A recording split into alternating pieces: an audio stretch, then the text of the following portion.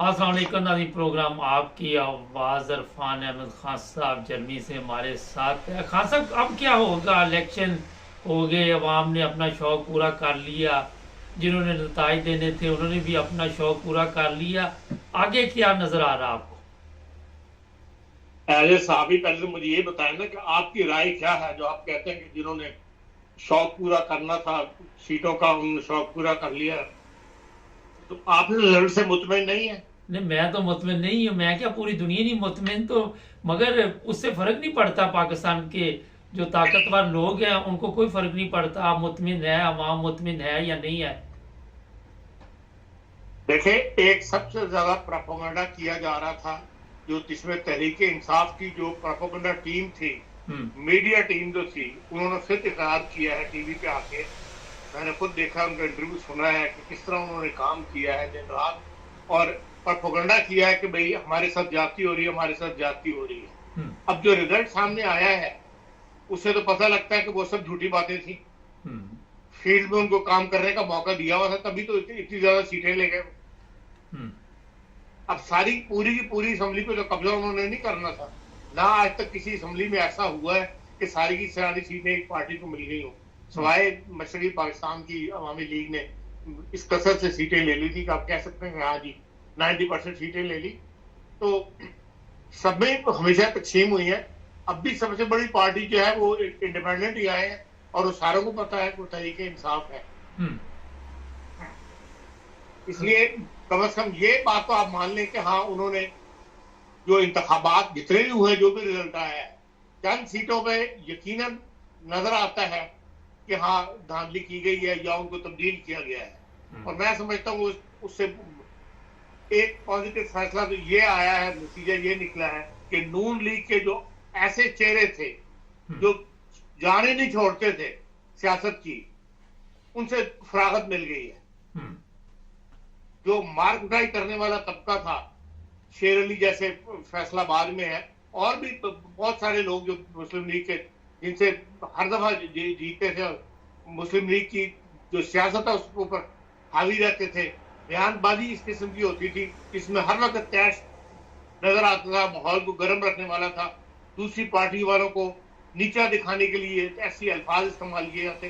कम से कम वो तबका जो है नून लीग का, वो इन इंतखाबात से फारिग करवा दिया।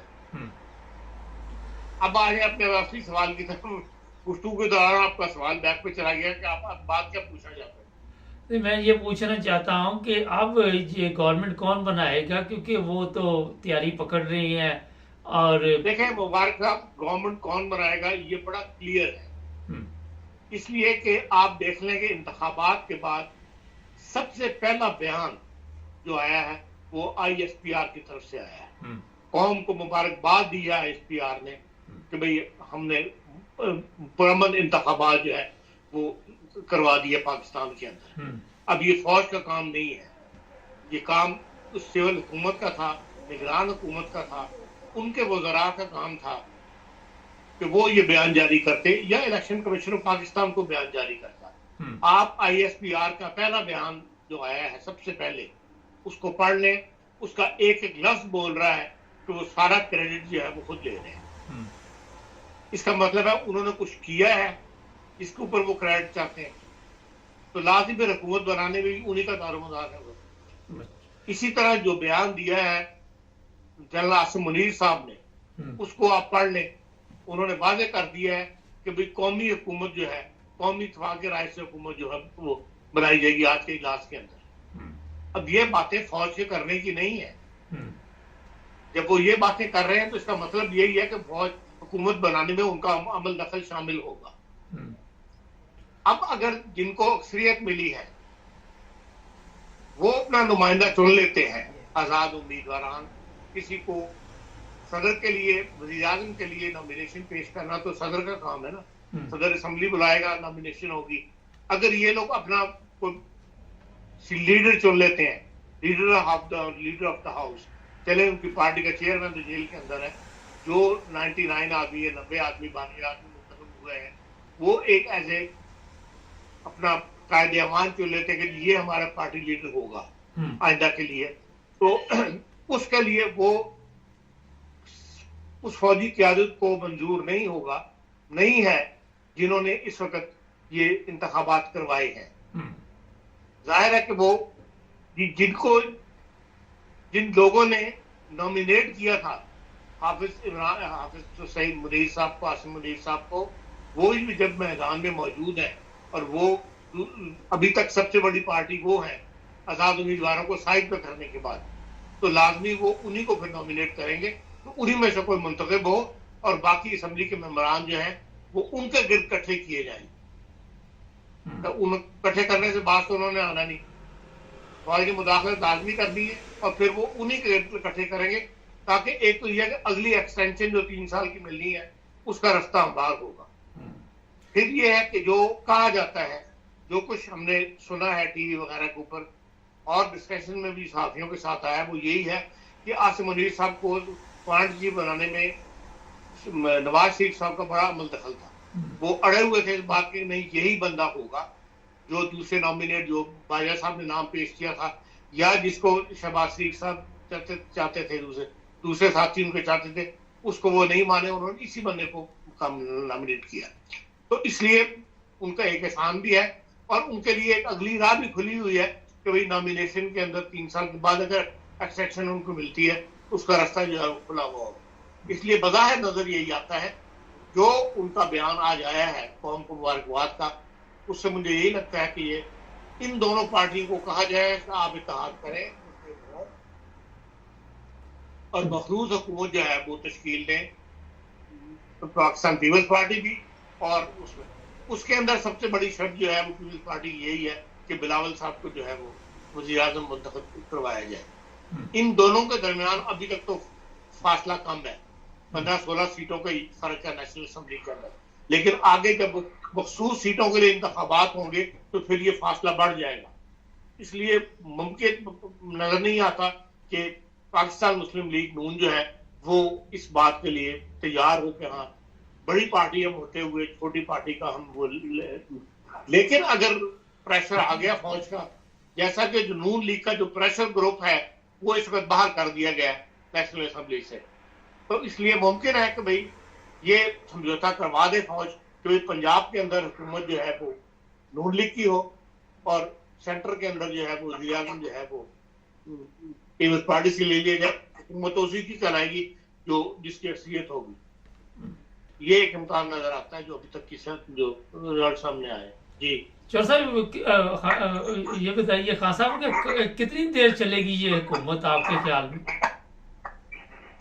देखें, अगर ये चलाना चाहेंगे फौज के साथ मिलकर तो फिर तो चलती रहेगी, और अगर बीच में झगड़ा शुरू कर देंगे उसी किस्म का, अगर इनमें आपस में इत्तेहाद कायम रहे ना दोनों हुकूमतों के दरमियान, तो फिर जरदारी साहब में ये क्वालिटी है कि वो बात को मनवा लेते हैं फौज से भी और सिविल हुकूमतों से भी। आप देख लें जरदारी साहब का जो पीरियड है वो 5 साल उन्होंने ऐसे सदर पूरा किया था, और पीपल्स पार्टी ने भी अपनी विजयान का होता है जो 5 साल उसमें पूरे किए थे यूज वगैरह गिलानी के साथ। तो इसलिए इम्कान यही है कि ये अगर ये हुकूमत बन गई तो फिर तो शायद अपनी मुद्दत पूरी कर लें, लेकिन अगर आज़ाद उम्मीदवार जो वो उन्होंने को पार्टी अपनी तश्कील दे ली और उन्होंने हुकूमत बनाई तो वो कमजोर हुकूमत होगी। हुकूमत तो अब भी कमजोर ही होगी, मैं ये नहीं कहता कि वो बहुत सियासी इस्तेकाम पैदा हो जाएगा पाकिस्तान के अंदर, लेकिन पार्टियां सामने हैं, अगर ये मिल बैठे तो कम से कम जमहूरियत के लिए आगे बढ़ने का रास्ता जो है वो खुल जाएगा। क्योंकि ये बात बाहर जरदारी साहब को क्रेडिट दिया जाता है तो उन्होंने जमहूरियत को ये बावर करवाने के लिए कभी जमहूरियत के बगैर हमारा गुजारा नहीं आता, जमहूरियत को ही रास्ता अपनाना चाहिए। बाद ऐसे इकदाम उठाए हैं अपने सदर होते हुए कि वो जमहूरियत की रास्ता इख्तियार किया गया। तो और नवाज शरीफ साहब ने इस मामले में पहले कमजोरी दिखाई थी, लेकिन आखिर में जरदारी साहब ने उनको कायल कर लिया था कि फौज को नीचे दिखाने के लिए जरूरी है कि हम आपस में लड़ना बंद करें और सियासतदानों के दरमियान जो है इत्तेहाद की फिजा कायम की जाए, और मुमकिन है अगर ये दो पार्टियां अगर आपस में मिल बैठे तो ऐसी फिजा कायम हो जाए। खान साहब आपस में इत्तेहाद हो जाए जमहूरियत के लिए, जरदारी साहब ने जिस तरह आप बता रहे हैं कि बड़ा कारनामा अंजाम दिया, लेकिन मजबूत तो वहां पे फिर वही लोग हैं जो इनको लेके आते हैं और जिनको इनके पास तो इख्तियारात होते नहीं। इससे अवाम को कोई फायदा होगा इनकी जमहूरियत से? देखिए, अवाम तो जो अवाम को तो फायदा तब होगा जब माशी तौर पर पाकिस्तान जो है वो मजबूत हो, तो वो राह अपनाई जाए जिससे कि पाकिस्तान की जो इस वक्त मुल्क बैठा हुआ है, जो परेशान है, जो सनतकार है, जो सरमायादार है, जिसके पास पाकिस्तान में पैसा है, जो मुल्क के अंदर इंडस्ट्री लगा सकता है, वो सब इस वक्त परेशान है। लेकिन वो सियासतदानों में सबसे ज्यादा जो करीब रहते हैं या राजी रहते हैं वो नवाज शरीफ के दौर में रहते हैं। तो अगर माशी तौर पर नवाज शरीफ की पॉलिसियां अपना ले, जो हुकूमत बने, और सियासी तौर पर जो है पीपल्स पार्टी को मौका दिया जाए कि वो सियासी मामला वो तय करे, तो यकीनन उसके 5 साल ऐसे पाकिस्तान को मिल जाए जिससे पाकिस्तान मजबूत हो, तो उससे आवाम को यकीनन फायदा होगा। खान साहब, इमरान खान का मुस्तकबिल क्या देखते हैं कि हमेशा के लिए खत्म कर दिया गया? देखें, इमरान खान की जहां तक जात है, आपने ये देख लें कि जो रिजल्ट आया है इंतखाबात का, उसमें उस जमात के लीडर को खत्म तो आप नहीं कर सकते। आप उसको सियासत से दूर रख सकते हैं, सियासत से अलग कर सकते हैं वक्ती तौर पे, जिस तरह के नवाज शरीफ साहब को 2 दफा किया गया, बेनजीर को किया गया, इनके लिए भी गुलाब ऐसी इख्तियार कर ली जाएगी। लेकिन यह कि आप उनको बिल्कुल ही मंजर आम से मतलब हटा नहीं सकते। खान साहब, इमरान खान की जान को भी ये बताया जा रहा है कि खतरा है, और 5 लोगों के नाम इंटरनेशनल मीडिया पे आ रहे, शायद आपकी नजर से नहीं गुजरे, कि वो चाहते हैं कि अब इमरान खान की जरूरत नहीं रही तो इससे किसी न किसी तरह रास्ते से हटा दिया जाए। कुछ इस तरह के हालात आप देख रहे हैं? देखें, जो नाम आ रहे हैं वो सियासतदानों के आ रहे हैं, और कोई सियासतदान ये ऐसा कदम नहीं उठाएगा। पहले भी जो हुआ वो फौजियों की तरफ से ऐसे होते रहे, लेकिन सियासतदान इस किस्म का काम जो है वो नहीं करेंगे।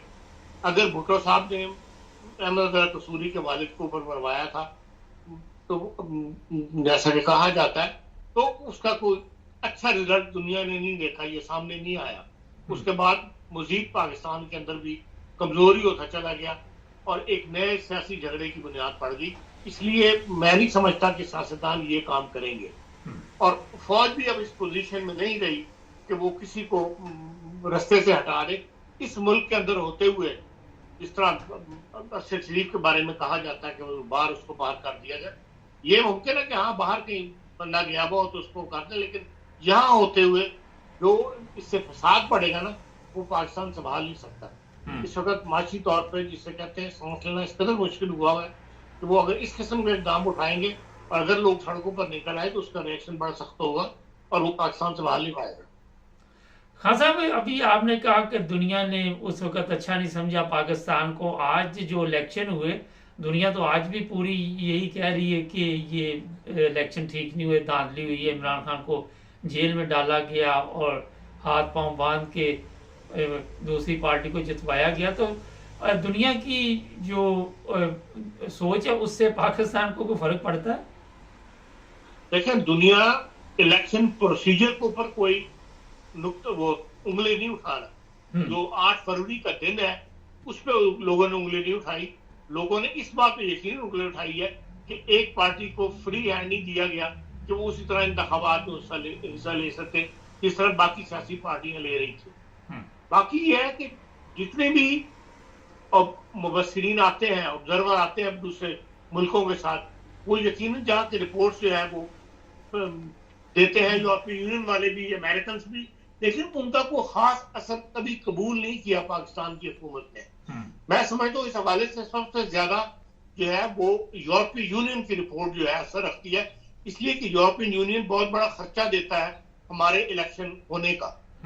पाकिस्तान के पास के खजाने में इतना पैसा नहीं है कि वो 8-9 अरब रुपए इलेक्शन के ऊपर जो खर्चे होते हैं वो खर्च कर सकते। हमेशा यूरोपियन यूनियन कुछ ना कुछ रकम जो है वो देती है, और मिशेल गाला जो उसके यूरोपियन यूनियन के सरबराह होते हैं डेलीगेशन के, उनका मैंने 2013 के इलेक्शन के बाद ये लेक्चर करवाया था फ्रैंकफर्ट के अंदर कि भाई उन्होंने इंतखाबात की वो की है, निगरानी की है, जाकर देखा है वहां पे, तो आपके क्या तासुरात हैं। यहाँ फ्रैंकफर्ट के अंदर हमने सेमिनार किया था, और उसके बाद भी मिशेल गाला के साथ मैं राब्ते में रहता हूँ।